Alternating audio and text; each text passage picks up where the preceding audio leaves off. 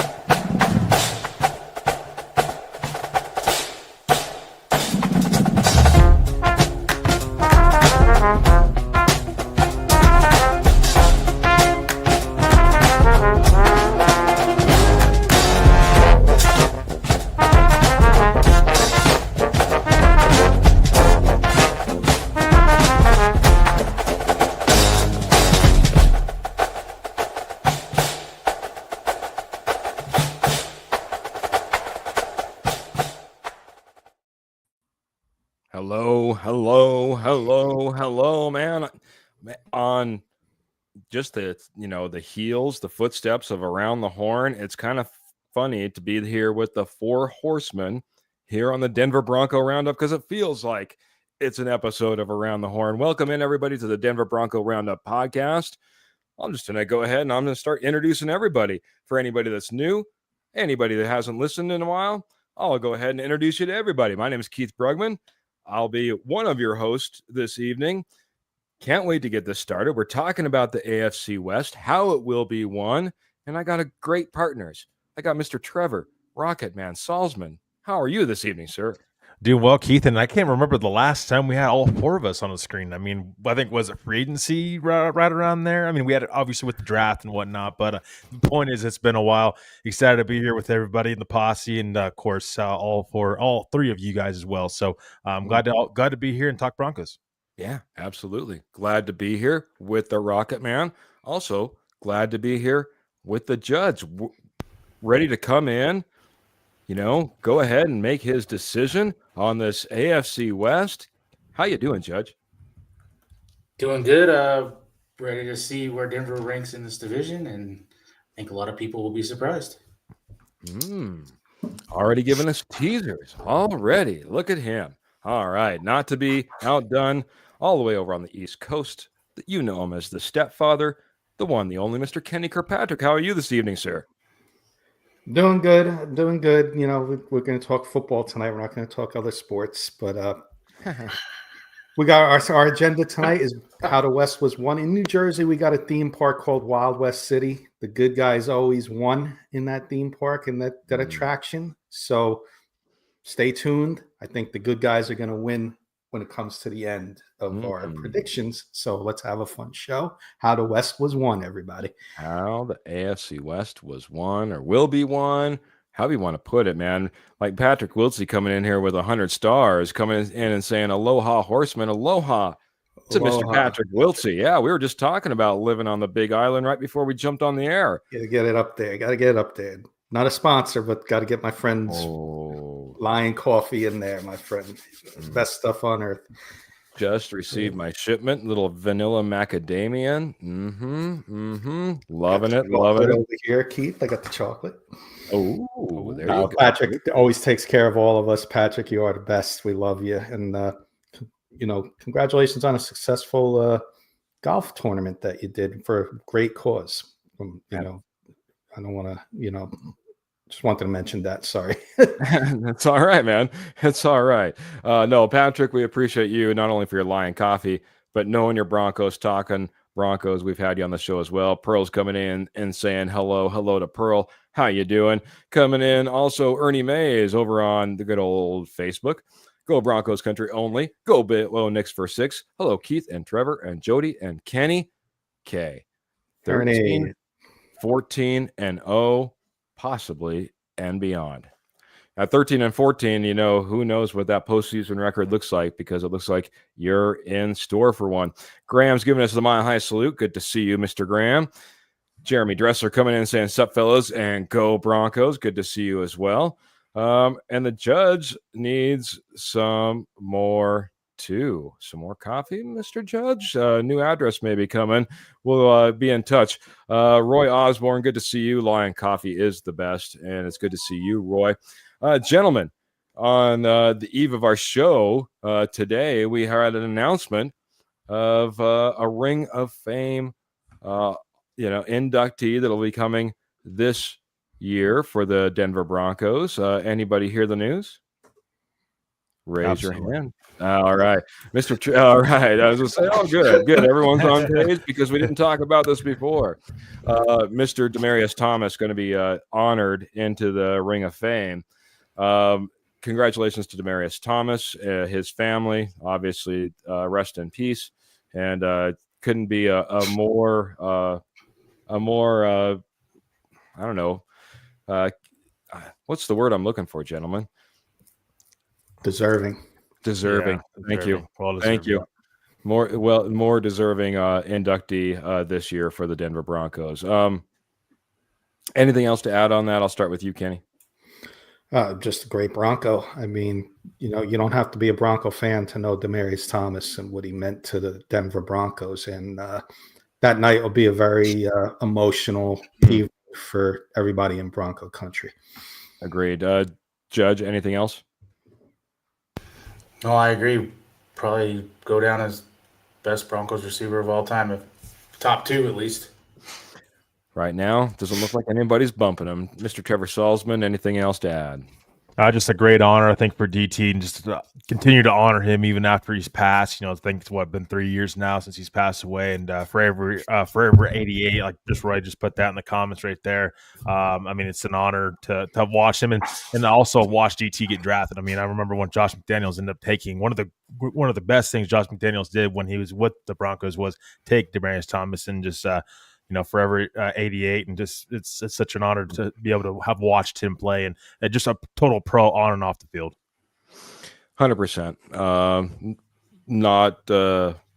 It's tough not to like Demaryius Thomas when he was with the Broncos, as Graham was saying, broke his heart when he left the Broncos, and then obviously in his passing forever 88. And with that being said, they're also going to be talking about the 10-year anniversary of the 50th Super Bowl, the 50th Super Bowl championship. Those numbers might come. One of those two numbers might come in handy, gentlemen. But first, I wanted to talk about some other numbers. We've all had a little bit of talk on this. Figured we'd go ahead and we're going to just talk about this Denver Broncos schedule. We've all had a stab at maybe looking at this and, looking at those key games. We've talked about it on air and for prior episodes. We've talked about, maybe where we think this record is going to be. But now I'm going to go ahead and I'm going to stick it to you. Because if we're going to be talking about how the AFC West is won, I want to go ahead and I want to get your prediction, because that's the only way we're going to figure out where we rank at the end of this episode. So I'm going to start. I'll just go right down the list. We have Mr. Trevor Salzman, obviously, first up as I go down this panel in order to get your decisions. I want two things from you, Trevor, so everyone gets a chance. Give me one key game that you're going to be watching on this entire schedule. That way we all get one. And give me your prediction overall where you today would expect the Denver Broncos to finish overall. For me, the game I'm watching is that game against Cincinnati. I believe it's Monday Night Football, September 29th. I think that's a big game for Denver, and I think it's a game for them to establish that, hey, we are for real. Maybe we lost last year to this team, but this year's different year, different team. We're going to go out there and establish ourselves against one of the best offenses possibly in football, and Joe Burrow and Jamar Chase in that Cincinnati Bengals offense. That's the game that I'm watching, Keith. And my prediction as of right now, and it's going to be a very close AFC West, spoiler alert, is 10-7 for the Broncos. I think that they finish with a similar record than last year, just because how tough their schedule is this year. And real quick, Keith, they have the toughest schedule out of all the teams in the AFC West this coming up season. Toughest strength of schedule as we head in right now. That's what we're talking about as Trevor's trying to predict a way too early prediction for the Denver Broncos right now, trying to figure out who might win the AFC West. He's coming in with that 10-7, and I think we talked about it in a prior episode. That was one of my key games as well. I like your pick as far as the Bengals. It's going to be a big key matchup. The Bengals offense is dynamic. The Denver Broncos defense will be tested, and they might have to be able to, push the ball on offense at the same time. It'll be a great test. I like that as your pick right off the bat. I'm going to go ahead and I'm going to head over to Mr.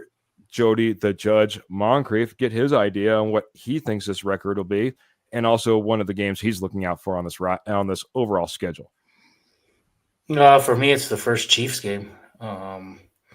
People say it was a fluke how we won the last game against the Chiefs. The way we lost in Kansas City last year also has left a bad taste in Peyton's mouth. And, he's said that multiple times that we are right there with Kansas City.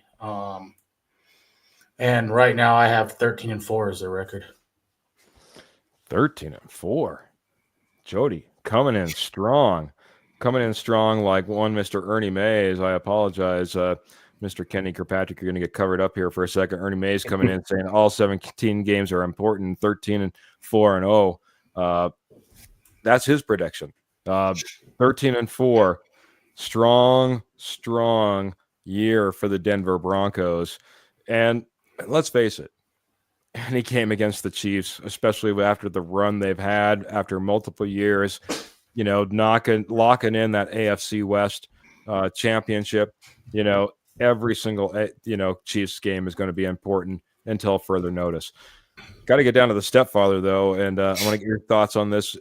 Again, your prediction overall for the record, but also a game you're watching out for on this schedule, on this ticket.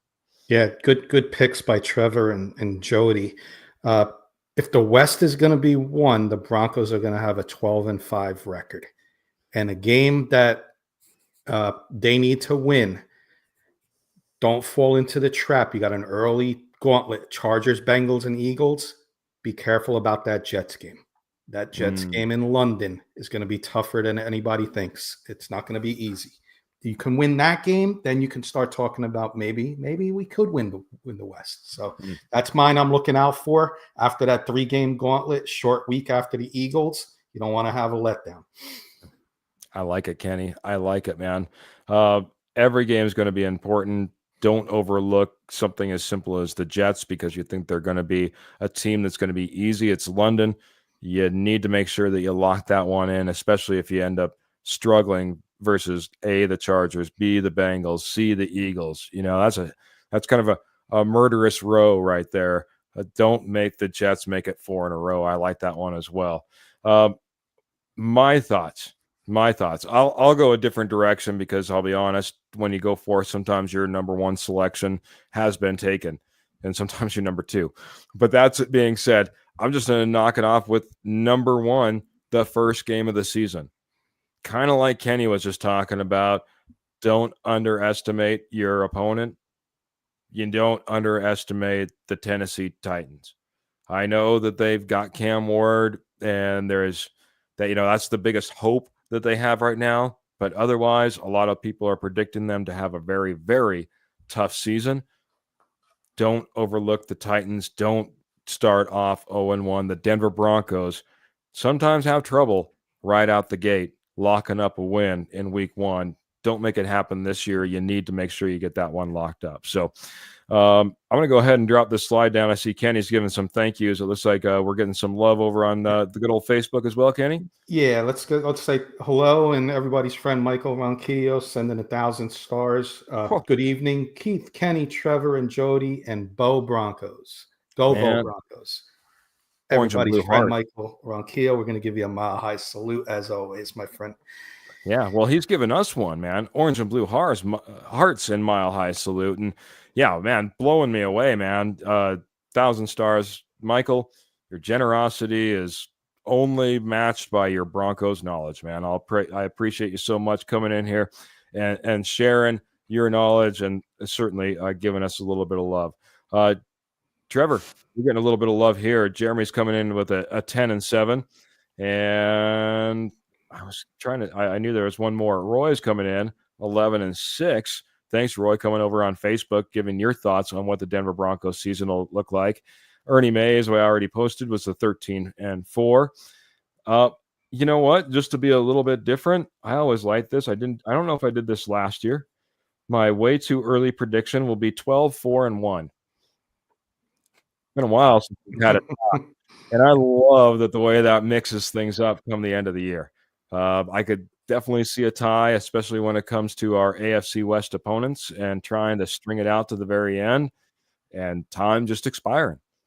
It's too many times. I would have said it would have been the Chargers under prior coaching regimes, but who knows? I'm going to go just a little bit different. Put us way in the mix, because with only 4 losses and 1 tie, that could catapult us into a different position.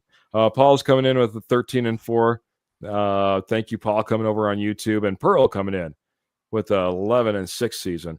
So all right in that same category.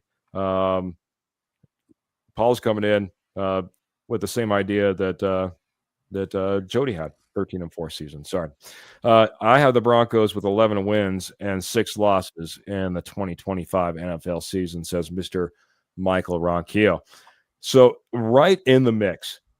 I mean, right now, Trevor and even a couple others, coming in with a 10-7 record, still right in the mix for another playoff run for the Denver Broncos. Obviously, if we're talking 13-4, like Jody has predicted, and a few others as well. Paul and Ernie Mays coming in with 13-4 predictions as well, securely in the playoffs at that point. And it'll all just depend on whether we win the AFC West, depending upon our opponents. And that, I don't know. This is where I said these numbers we might come into handy. Gentlemen, I'm thinking of a number between 1 and 88. Trevor, I'm going to go around the horn. I'm going to start with you. I want a number from you, sir. 55.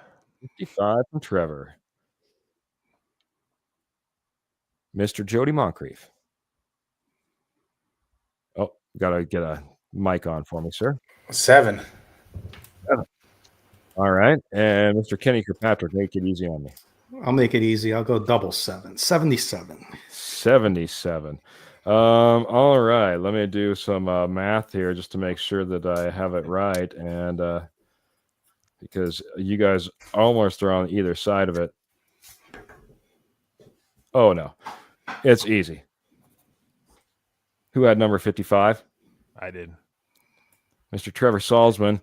Who would you like to choose between the Chargers, the Raiders, and the Chiefs? You're going to walk us through an AFC West opponent. We'll all chime in, though. I'll start with the Chargers, and this is a team that I'm pretty I'm a little bit more higher on than maybe what other people are. I think that this is a team that, I mean, they got Mekhi Becton from the Eagles in the offseason to add to that already really good offensive line with Rashawn Slater and then Joe Alt as well. Trey Harris, who they added in the draft. On the other side of line, McConkey, I think, is absolutely huge for that team. Of course, they have Justin Herbert. The defensive side of the ball, though, I think can be something where you can question. They brought back Khalil Mack, and that's great and fine and dandy and all, but what else you have? I mean, you have Derwin James, but, I mean, it's not like their secondary is great. I guess that's what I'm getting at.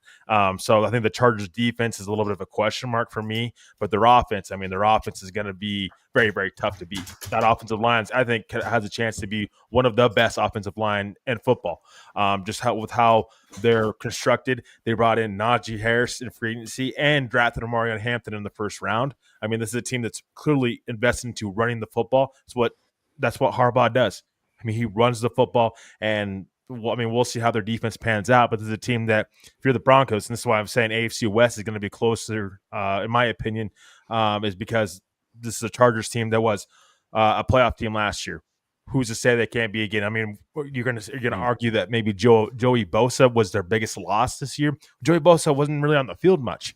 So, I mean, for me, the Chargers, I think, are going to be a team that the Broncos are going to have to be able to compete if they want to win the AFC West.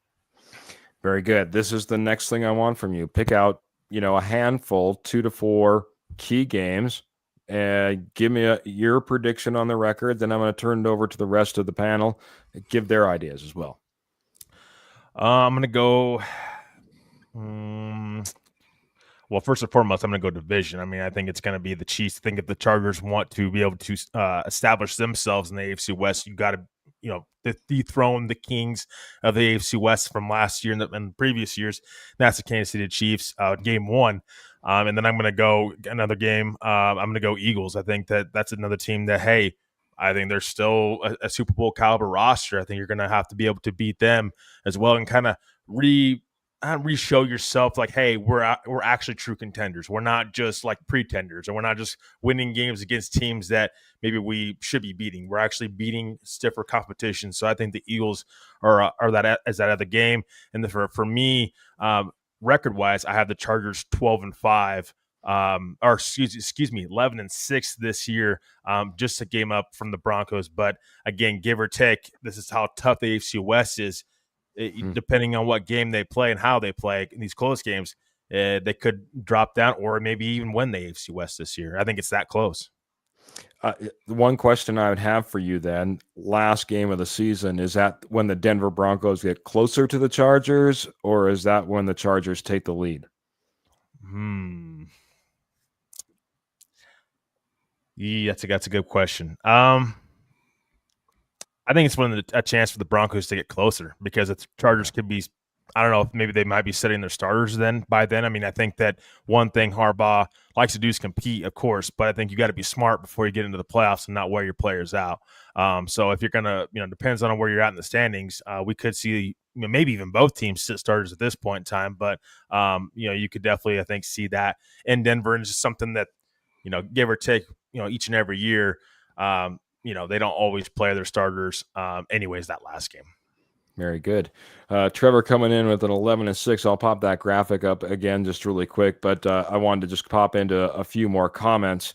Tough schedule for the Chargers, says Mr. Paul over on YouTube. Michael says he rocks those DT Color Rush Broncos jersey, and that's freaking awesome. Love that. Better believe that the Broncos will get into the playoffs after winning the AFC West. Mr. Albert Mile High Dutchy says, hello, Mr. Albert Dutchy. Good to see you, sir, man. Coming in on Facebook. Always good to have your face in the comments. And we still need to try to work to get you back onto the program. We were trying to work on that during draft. It just never came through schedule-wise. We'll figure it out, though, buddy. We'll figure it out. Paul says Chargers lost some cornerbacks, too, as well as Bosa. Chiefs, Chargers, Raiders end the season 5-12, says Ernie Mays, getting those predictions in right here, right now, all three in a row. And let's see, what else do we have here? Yeah, I was going to point this out as well. Murders Row at the end of the year for the Chargers, you'll need some of this orange Kool-Aid, as well as a murderous start to the very beginning as well. I'm going to jump into the rest of that as well as we get into the rest of the schedule from everybody, including Mr.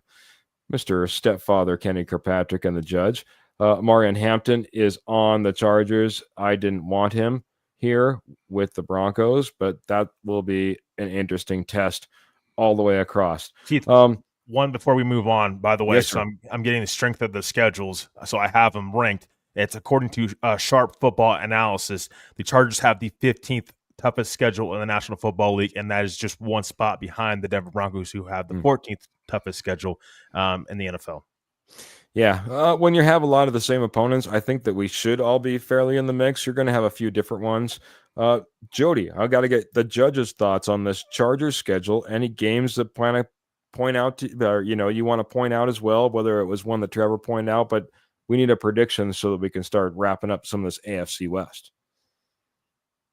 The Broncos week 3, I think, is a huge game. The way Denver lost there last year, I think that's a big opening, first part of the season game for them.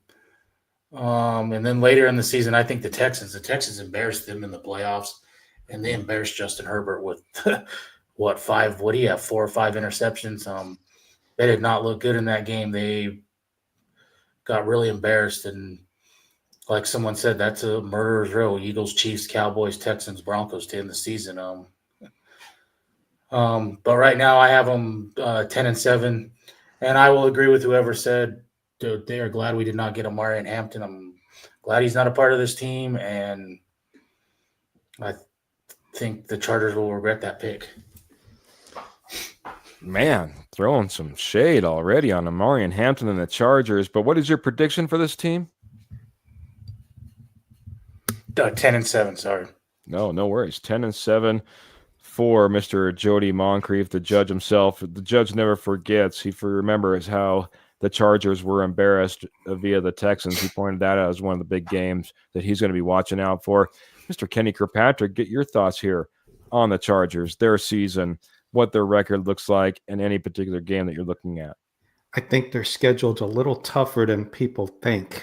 But this team, in my opinion, has the highest ceiling and the lowest floor out of all four teams in the AFC West. I'm looking at their first 4 games, and they can easily go 4-0 or 0-4. And the Chiefs game is in Brazil. That's something to watch out for. It's not a home game for the Chargers. It's actually in Brazil. Then they got to go to Las Vegas. That's never easy for the Chargers. Of course, they get the Broncos at home, but that's a 60-40 game. Bronco fans travel well there. And then they get a 1 o'clock Eastern time, 10 a.m. Pacific Coast time game against the Giants. But then the schedule makers did them favors the middle of it. So this, like, if this Charger team, what I'm trying to say, if this Charger team can go 2-2 in the first 4 games, watch out, because that middle slate there from Commanders down to the Jaguars, they can easily run that table. But then the schedule makers didn't do them any favors at the end, so they're going to need to run a streak if they want to win their division, which I don't think they will. After that bye is very hard. Eagles, Chiefs, Cowboys, Texans, and Broncos. You want to talk about a gauntlet. That's why I don't agree with the 15th toughest schedule. Where those teams are lined up, that's a much harder schedule than it looks. I'm with Jody, 10-7 for the Chargers this year. 10-7, man, doubling up back-to-back, 10-7. The judge comes in. Albert has the Mile High Duchy has a gavel for the judge if we need to make a final ruling. He would like to send it your way, by the way, Jody. So, and then the Kenny Kirkpatrick coming in 10-7 and talking about this schedule and how difficult it is for the Chargers. How sometimes when you just look at a schedule and you're trying to do strength of schedule based on probably more algorithmic, you're not taking into account the opponent and how they line up on your individual schedule so much. I look at this, and when I was making up this graphic, this is what pointed out to me. At home versus the Chiefs. Travel to see the Raiders. At home versus the Broncos. Travel to see the Giants. At home versus the Commanders. Travel to see the Dolphins. At home versus the Colts. They are back and forth and back and forth every other week. No rhythm at all to start the season. That's a test for NFL teams. You like to have 2 games in a row in order to kind of feel like you get a couple of, at home, so you can kind of get in a rhythm at some point. It's going to be a while before they are able to get in a rhythm when they get the Colts and the Vikings in back-to-back weeks, October 19th and 27th for 2 back-to-back home games. It's a tough stretch all the way across, let alone the opponents that they're going out against in the first 3 games. Didn't I see that opponents? That they travel the most of any team this year? That is correct as well. Yes, yeah, I agree. I saw that as well. Is there any worry that, and this is a question for everybody, is there any worry that maybe it's not the Chiefs that the Broncos and Broncos fans and Broncos just in general should be worried about? Maybe it's the Chargers, because this is a Chargers team that I know that the last game that they played in Los Angeles was closer, but when they came to Denver, that game wasn't really that close. And they were the only team in the AFC West to sweep the Broncos last year. That's why I say I wouldn't underestimate this Chargers team. And Harbaugh teams are going to become ready to play, and it's going to be stiff competition. So that's my question is, maybe should we not be worried about the Chiefs and maybe the Chargers in this division more than anything? I'll take that first and foremost because my prediction for their record is 12-5. Yeah. I think you absolutely have to be worried about the Chargers in this division, what they're building. You pointed out, Trevor, what did they lose? I think they've got a great coach that even people on this panel were kind of hoping would come to the Denver Broncos at one point. I think that they have a good quarterback. Some people don't always agree with that, but I think Herbert's a great quarterback.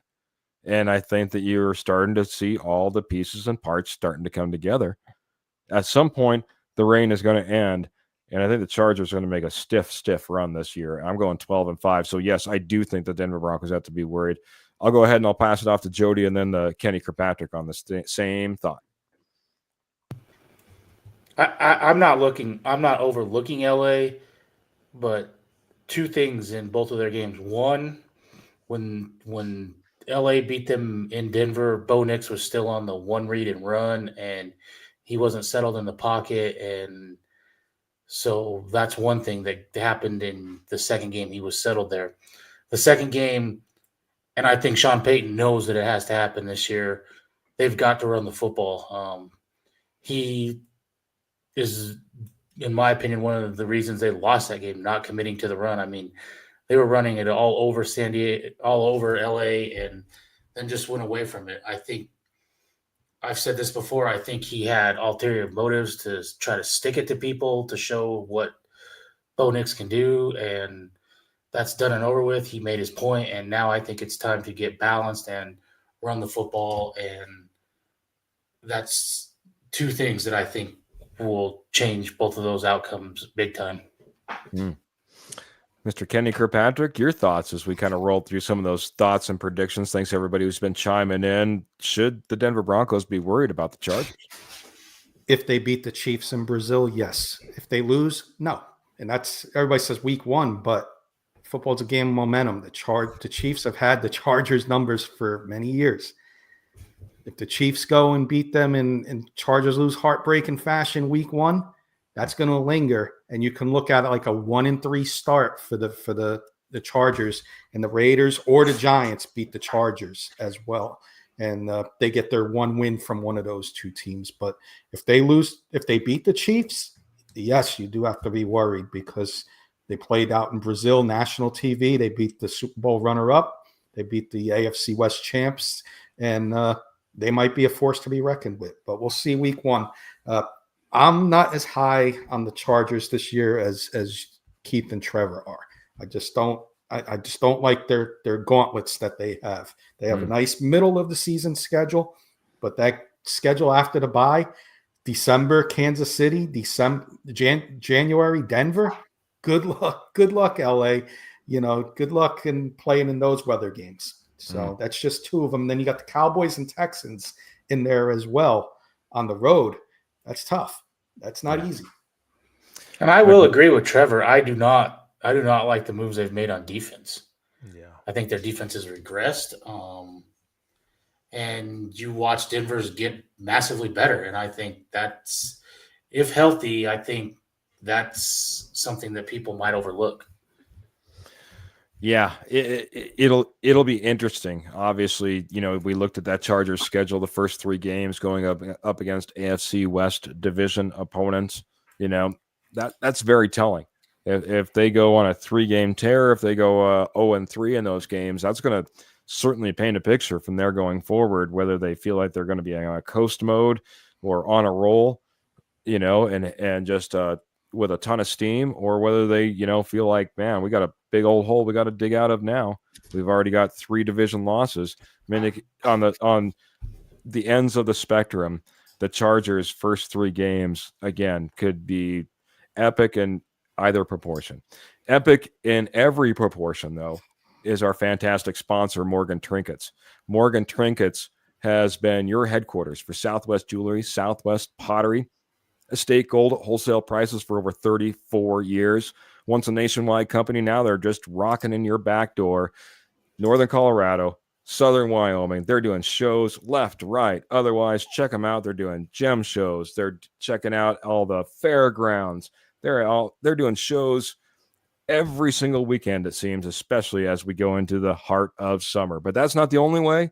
You don't have to worry. You can check out Morgan Trinkets over on Etsy. Just type in Morgan Trinkets Co. That's Morgan Trinkets Co. It's right over Kenny's face right now if you're watching along at home. And there it is. Bam, you're checking out everything that Pearl has to offer, from the Southwest Jewelry, the Southwest Pottery, and the Estate Gold at the wholesale prices, to silver, sterling silver, 100% sterling silver as well. All orders over $50 are shipped absolutely free. All major credit cards are accepted. Check out Morgan Trinkets Co. Morgan Trinkets Co. over on Etsy so I can take it off of Kenny's face. Not going until anybody does it. Oh, there. All right. We got somebody that checked it out. Kenny, you're all set, man. Check out Morgan Trinkets, man. They rock. They absolutely rock. They'll be over at the Boulder Fairgrounds Boulder Fairgrounds over at Longmont. So check them out. Sounds like this weekend, Boulder Fairgrounds at Longmont County Fairgrounds, it looks like. So check them out. Morgan Trinkets, if you happen to stop in, make sure that you say hello. The Denver Bronco Roundup podcast sent me. I just wanted to say hello, Pearl. We'd appreciate that a ton. Jim Harbaugh has no Super Bowl championship, and Sean Payton has one Super Bowl championship. Until he can win a Super Bowl, I am not scared of the Los Angeles Chargers, says Mr. Michael Ronquillo. So everyone differing opinion on that Chargers team. All right, Mr. Jody Moncrief, Mr. Kenny Kirkpatrick,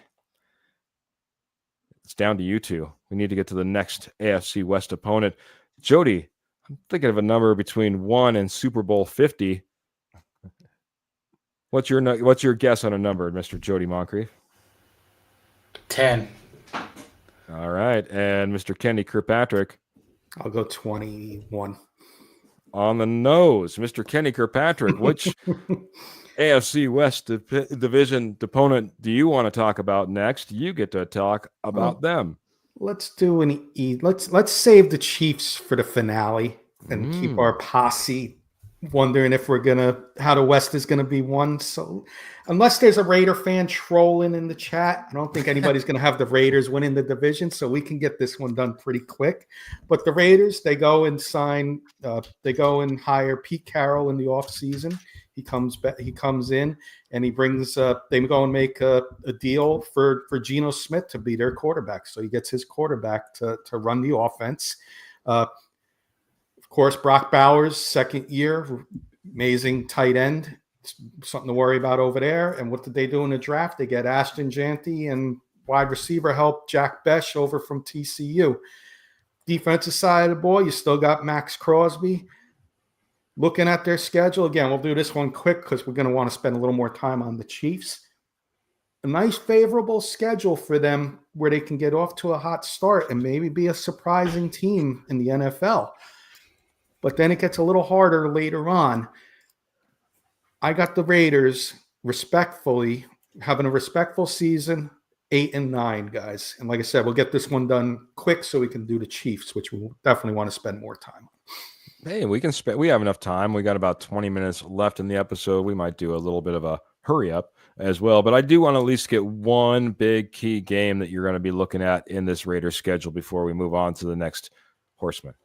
Hey, if the Broncos want to win the West, I'm looking at that December 7th game in Las Vegas. No letdowns. We said that earlier. So that's going to be a key game for me if the Broncos are to win the West. No letdowns late in the season. That's my key. Choosing for the Broncos, but looking at the Raiders schedule, he's looking at that December 7th matchup. Still an AFC West division opponent. It's going to be a big game for the Raiders regardless. I love, again, that a good competitive Raiders team, good competitive Broncos team. I heard somebody else say it. Everyone might not want to hear it, but when the Raiders are good, the NFL is better because then you have a legitimate person that you want to hate. It's kind of like the Patriots. Think about it that way.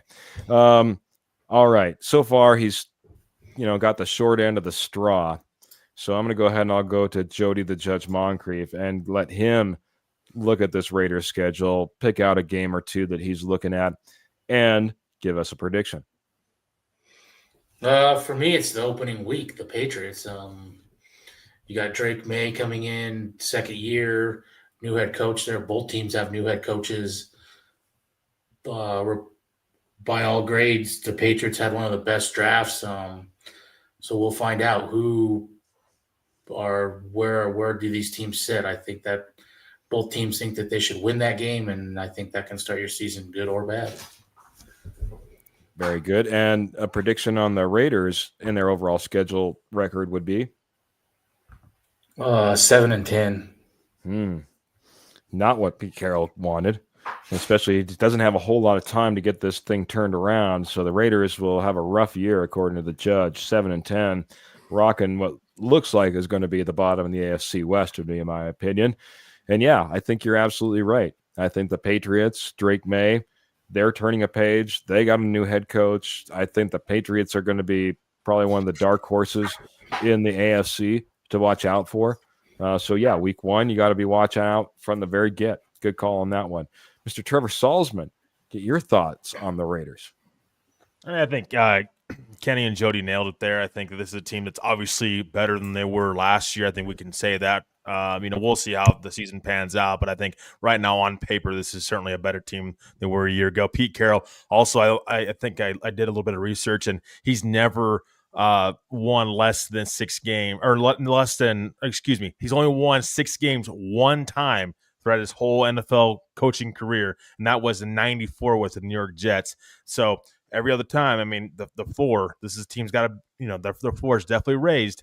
For me, they're a 7-10 win team this season. I think that this is a team that's building. I mean, you have Ashton Genty, you got in the draft, Brock Bowers. I mean, talk about, I think, 2 home run picks and back-to-back drafts for them. A guy like Geno Smith, a guy that can really raise the floor to that offense. Chip Kelly is coming in now to run that offense. I think they're still trying to build that offensive line, but I think this is a Raiders team maybe that's a year too early. I think in a year from now, though, we can really seriously probably say that this is a team that's going to be right up there in the AFC West and competing for that AFC West title.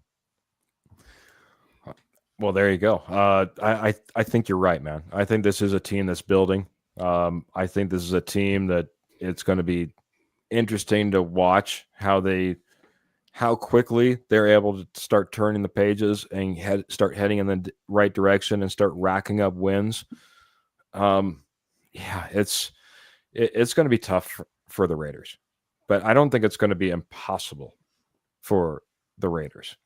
I'm going to go ahead and I'm going to say this is going to be one of the toughest divisions, most competitive divisions, and one that's going to have some of the best records come out of it. If I'm going to pick out a game on this schedule, I'm going to go ahead and I'm going to go week 3 at Commanders for all the reasons that I think we were looking forward to the Broncos playing the Commanders as well. Here's a electric quarterback. It's going to be a big matchup. It comes early in their season. If they want to get off on the right foot, yes, it'd be good to win against the Patriots. And obviously you want to win against your division. But if you don't get that third game versus the Commanders as well, talk about those 3-game starts, that's going to be big. I think there's going to be a lot of pressure regardless of how they did in the week 1 and week 2 when it comes to week 3. I think that's going to be a fantastic game. I'm going to go ahead and I'm going to say this is a 9-8 team for the Las Vegas Raiders. Again, I think this is going to be a fantastically competitive division in the AFC West, and the Raiders aren't going to be removed from that. As I just want to point out a couple of comments as I kind of jump away from that schedule. Sorry, that's not the one I was looking for, but I do want to get one from Michael Ronquillo if I saw it. The Las Vegas Raiders rookie running back Ashton Genty is looking to get over 1,200 rushing yards in the 2025 season. Mr. Clayton coming in and saying, hey guys, smash that like and share button. I don't say it enough. Please like, share, subscribe, tell all your Broncos friends, family members, and the like. Let me take a look. I was just looking at some side chat over there. Glenn's coming in with a 7-10 record over on Facebook. Thank you, Glenn. 7-10 record for the Raiders. They would prefer 6-11 or 5-12 for the draft capital, however. So, What's up, Nate? We always say aloha, but what's up, Nate? Oh, Australia there. Say hello to Glenn out there. Hello, Nate. There you go. Hello, mate. I thought you said hello, Nate. I was Yeah. like looking for Nate. I was like, I don't see a Nate. I want to say hello to Nate as well. I'm not bueno. Thank you so much for jumping in. It says my Raider senses were tingling. Well, welcome into the show, and it's good to talk a little bit of Raiders. Hey, you gotta love me. I gave him the best record of all the horsemen here with 9-8. I honestly, I think that's someplace that you can be okay with and feel good about the progression and know that you're competing in this division. Just like Pearl coming in, she's saying that the 9-8 Raiders are a possibility as well. And Glenn just saying, "Good day, mate," to you as well, Mr. Kenny Kirkpatrick. So, well, and anything and like again, even when like last year and years before, I mean, this is an organization that's taking steps in the right direction. So I think we have Raiders fans in the chat here. Be excited about that. You have an organization that's going into the right direction. I mean, we've all picked 7, 8, 9 win team, and I mean they were 4-13 a year ago, and really weren't heading into the right direction until now. You got Pete Carroll in the room, and I think that's an organization that's starting to trend up. So Raiders fans out there, I think, and if you're watching in the chat, I think that's something to be proud about. Organization going into the right direction finally for the first time in a long time. Isaiah's coming in and says, "Man, if we were 9-8, I'd be ecstatic. Laugh out loud." I wouldn't laugh, man. You got Ashton Genty. You got the quarterback that Pete Carroll wanted. You have Pete Carroll. You guys haven't had a coach that you've been able to, kind of hang your hat on in how long? When you're talking about interim coaches being maybe the best possibility to lead your organization, that's not a great position to be in. Now you have a Super Bowl winning head coach. You've got Tom Brady. You've got Brock Bowers. You've got Max Crosby. There's a lot of things to be nervous about, regardless of the AFC West opponent that matches up against the Las Vegas Raiders. It's no one I'm going to look over.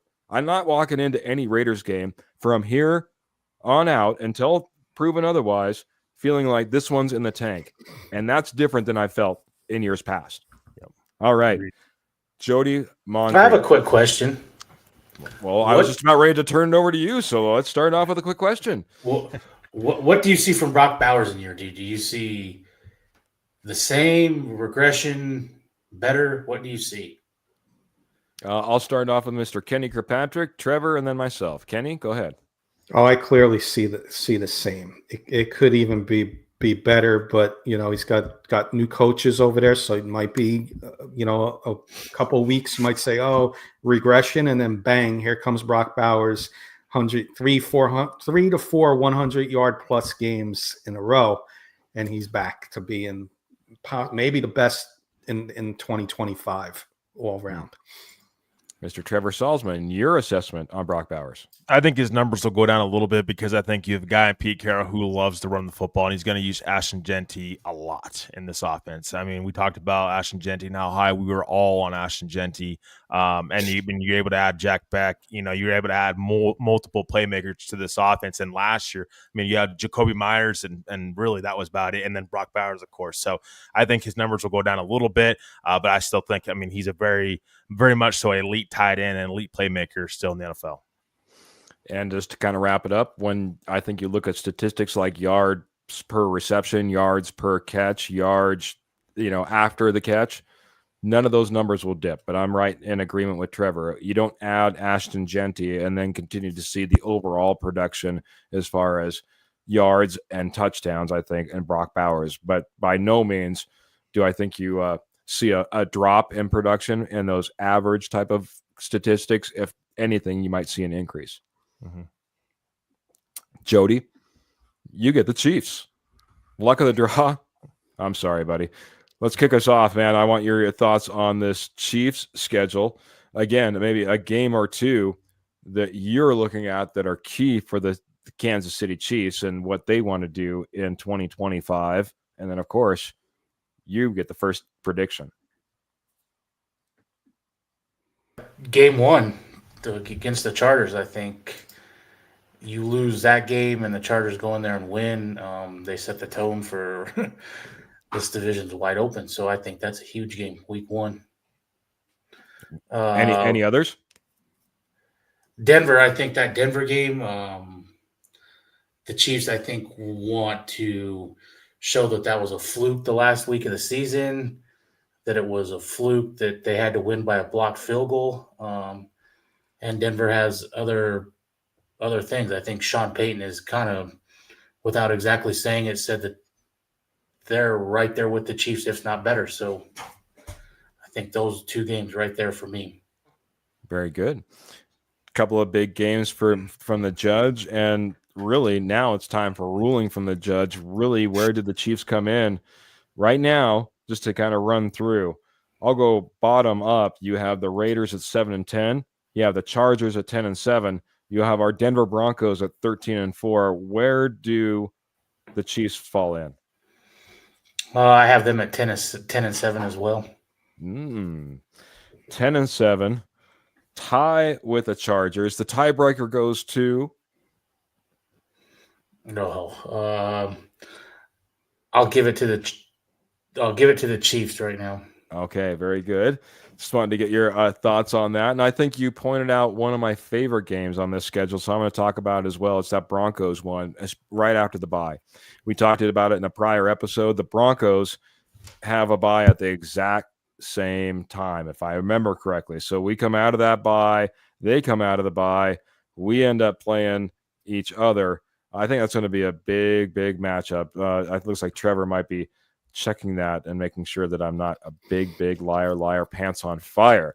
And I appreciate that, Trevor. But if I remember right, if not, still a big, big key matchup. 1 of 2 versus the Denver Broncos. It's only going to get more difficult as with the Denver Broncos than on Christmas Day. I don't find that easy for any team. So I love that you point out the Broncos. Trevor, was I right? Yeah, you're right. I wasn't second guessing you. I need to be second guessed sometime.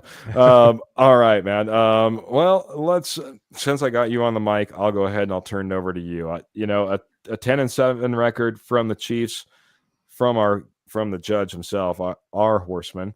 Where are you coming in? What's your ruling on the Chiefs? And are there any, before you get to that, any particular games that you're kind of looking out for on this schedule?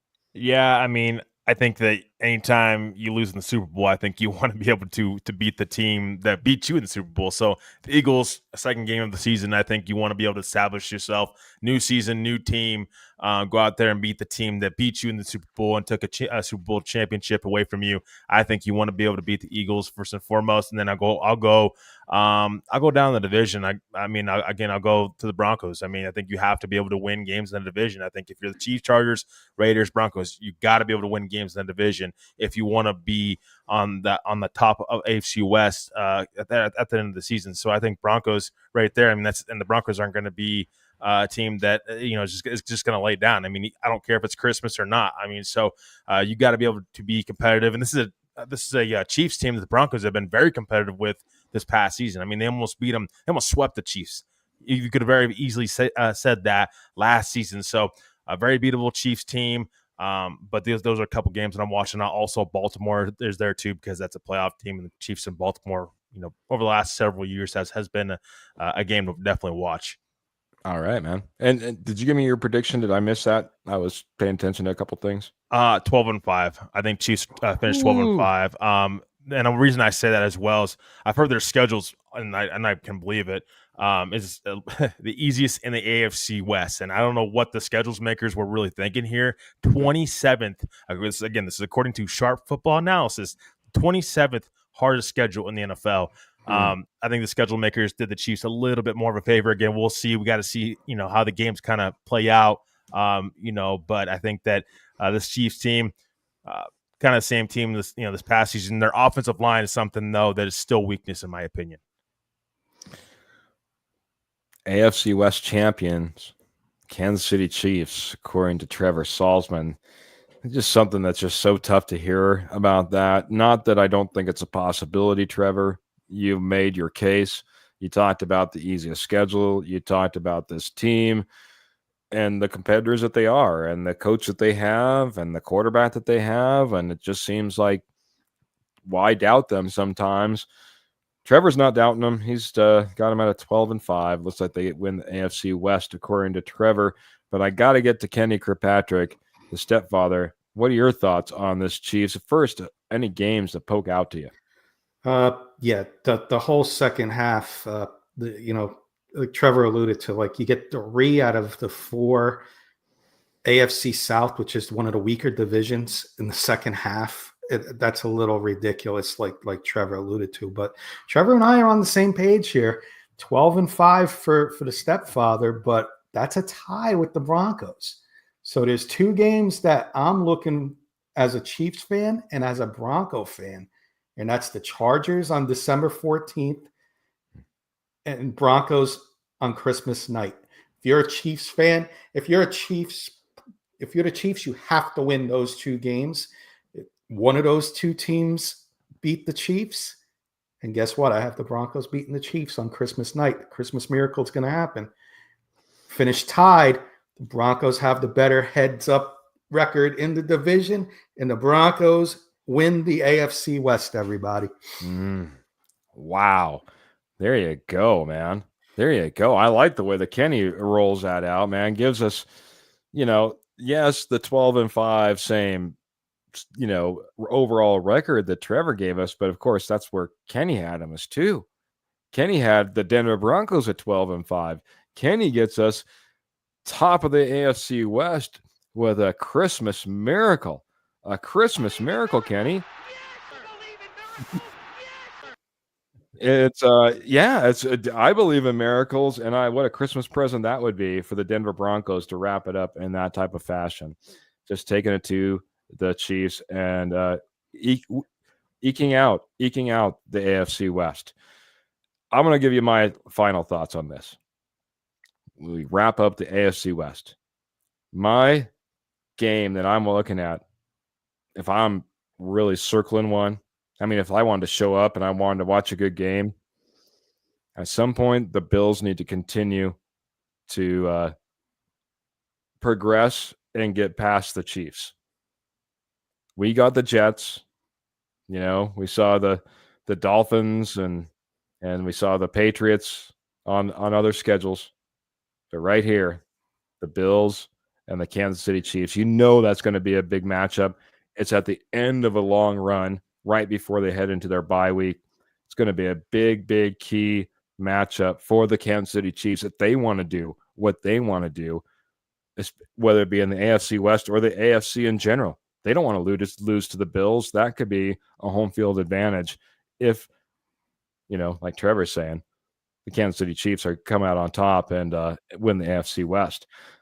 For me, after that Bills game, whatever that outcome is, I'm going to go ahead. I'm going to go 11-6 for the Kansas City Chiefs. This puts the Chargers as the AFC West champions at this point, and of course the Denver Broncos coming in second with a 12-4-1 record, as I predicted before. So a very, very, very competitive AFC West. I think that's what we're all expecting this year. I'm going to go ahead and I'll hit the comments just really quick. I got backed up with all the Chiefs talk. But first, I'm Not Bueno says, thanks for all the positive words. Chat, good luck to you guys, and good luck to you as well, as much as I can say that to a Raiders fan. Appreciate the love. Glenn is coming in with a 10-7 record for the Chiefs over on Facebook, and Pearl's coming in with an 11-6 record. Any other predictions? Paul's coming in saying we sweep the Chiefs. Boom. And that would be a big boom. Broncos Chiefs on Christmas is nasty work. I hope y'all both lose. Broncos will sweep the Chiefs, and Chargers taking the division. Chiefs last wild card, according to Glenn. I'll go ahead. I'm going to go around the horn. Mr. Kenny Kirkpatrick, we're going to get some, I guess, final thoughts. AFC West, and it looks like we're right up against the clock. So let's do final thoughts on the AFC West, and then we'll go final thoughts overall. back around. It's going to be a fun division from week 1 to week 18. You got Christmas night, Chiefs, Broncos. You got the Chiefs, Cowboys on Thanksgiving. AFC West is being represented in week 1 in Brazil. Chargers, Chiefs. There's going to be a lot of primetime games. This is going to be a fun division to watch from top to bottom. Whoever's on the bottom is not going to be that far off. There's going to be no runaways. It's going to come down to the last week of the season. Let's hope the Broncos. I think the Broncos will be there in the hunt week 18. Let's win the West, Bronco country posse. Let's do it. No matter what the record is, from 17-0 to a 9-8 record winning the division. Who cares? Let's get it. Broncos, let's go. Let's get the division this year. Division run, no matter how, no matter which way, doesn't matter what the record is, grind it out, get it, says Kenny Kirkpatrick. That he's looking for a fantastic season in the AFC West. Jody, anything to add? What are your thoughts on this AFC West division? Well, I think it's much improved, and I think it's going to be a battle. I'm solely banking on Sean Payton to make adjustments this year in how he calls plays. He has to commit to the run. And I'm more bullish to that than some people. I've been high on Estime. I think that if he would have just used him last year, we would have had some different outcomes. I think he realizes that now. And like I said earlier, I mean, he had some different, in my opinion, some different agendas with Knicks. He made his point, and now it's time to go be the first coach to win a Super Bowl with multiple teams. He's done everything. They upgraded this D. Buffalo embarrassed them in the playoffs, and they upgraded right in the heart of where I think Buffalo embarrassed them. You know, linebackers, safety. And they got RJ Harvey, who by all accounts was the number 2 running back on their board, and they've liked him for a long time, and I think they will commit to the run this year. Will we see 50-50? I don't think so, but I think we will see much more than 70-30, 80-20 like we've seen last year. Jody. One more thing. Yes, sir. Oh, when Jody's finished, I'm sorry. I was just going to say, go ahead. That's it, and that's what it comes down to for me. If we go through this whole season with Nick, with this offense going 80-20, I don't know that we see great outcomes again. It needs to be more balanced. Kenny Kirkpatrick. Real quick for me, 4 future Hall of Fame coaches, 3 potential Rookie of the Year candidates in Janty, Hampton, and RJ Harvey in the division. Going to be a fun division to watch from top to bottom. Yeah, a lot of competition. And Jody, I like where you position the Broncos. I think that they have done just about anything that anybody could have asked to go out there and try to address, whether it be via free agency or via the draft. Like you said, linebacker, safety, running back, tight end. I mean, if you would have been talking postseason, off season, I should say, those would have been places that everyone would have circled. If everything hits, and it looks like in Jody's prediction it does, 13-4 overall, things could be that good for the Denver Broncos. Trevor. One more thing real quick, and I've said this in the group chat, and anyone else can go look this up. When after that Saints game and the little mini bye, that's when things changed for Knicks. He was either forced or something happened there where it was stop one read and run, stop calling runs. And if you go look at his numbers from then on, I mean, he was over 70% completion, 24 touchdowns. I mean, he was a top 3 quarterback from there on out. He was making deep throws. He was showing that there should not be any questions about his arm strength. So that's why I'm excited, because something changed after that game, and I just see it getting better and better. Now we'll just see if Bo Nix can carry that into year 2. But I want to carry it over to Trevor. I want his thoughts on this overall schedule, the AFC West, and then we'll get some final thoughts and get on out of here. I mean, stiffer competition. I think in the AFC West. I think we all hit on that, but I think also, I mean, I have the Broncos at 10-7, but just because you win the division doesn't guarantee you anything. I mean, you got to just find a way to get into the playoffs. That's my mentality. I know that you get a bye week. I get that, but sometimes that can go away from teams, and sometimes teams come out flat because they had a bye. So just think about it like this: like I have 3 teams in the AFC West making the playoffs. Broncos 10-7, they get in as a wild card team. That doesn't mean they can't go all the way and win the Super Bowl. And I still think this defense has a chance to be the best defense in the division. I mean, offensively, I agree with Jody. I got to see more from Sean Payton this year. Can't just be all bow and eggs. They got to be able to run the football more. I think that's where my concern level is, and they got to be able to stay healthy. But if you can stay healthy, this defense, I think, can be, I mean, just as good as they were last year, and they were one of the best defenses, if not the best defense in football. And you're able to add that to that this offseason. So that's something to take away. And like, again, I mean, you have the Chiefs 12-5, 11-6 for the Chargers, the Broncos 10-7. That's not a big, gap between those teams. I mean, it could go either way, and I think that's kind of what we've pointed out here in this episode is, I mean, any little game, any little play, it can come down to, and we could be talking about different records for all 4 teams in the AFC West. Yeah, that competitive. And that's how I'll wrap it up, man. I'll make it short. I'll make it sweet. We'll go around the horn after this, say our goodbyes. But for me, one of the most competitive divisions, it's going to be an absolute slugfest.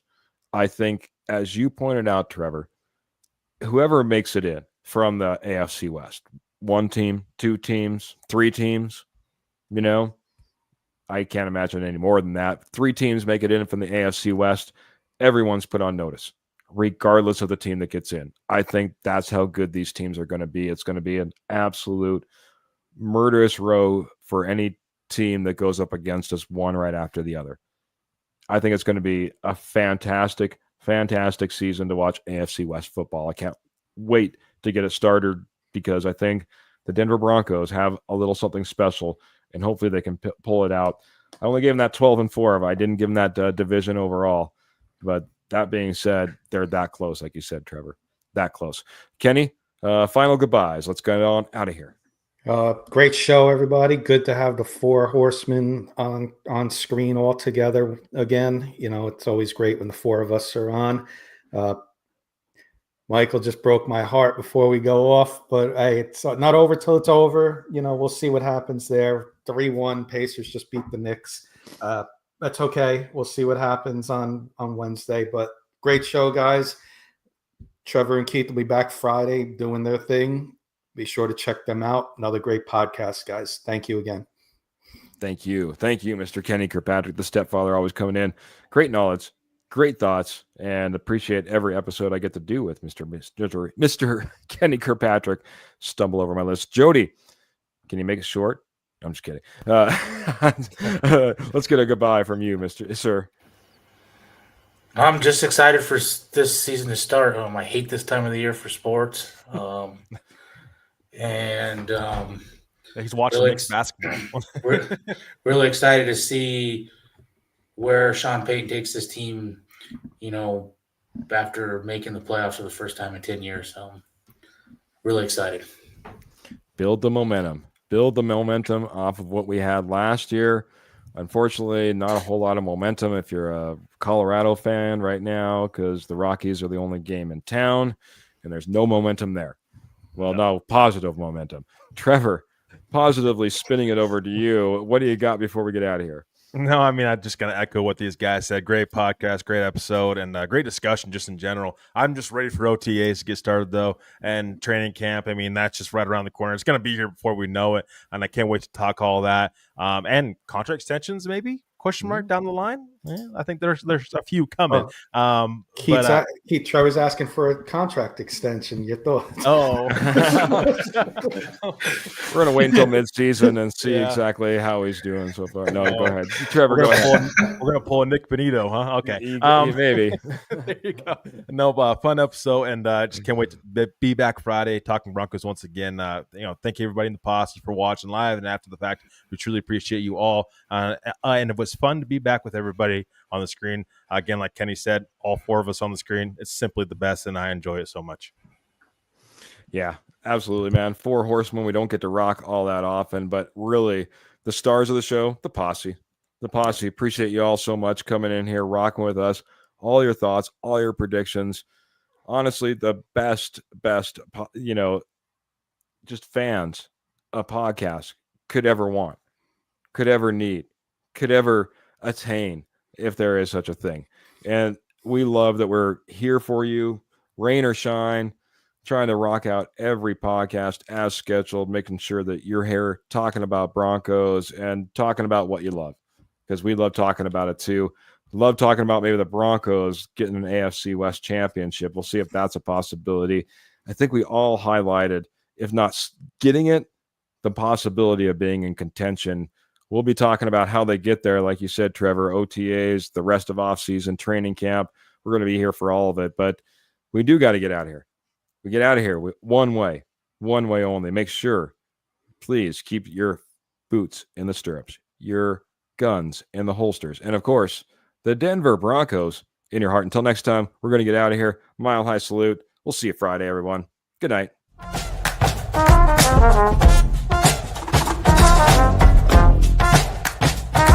Thank you.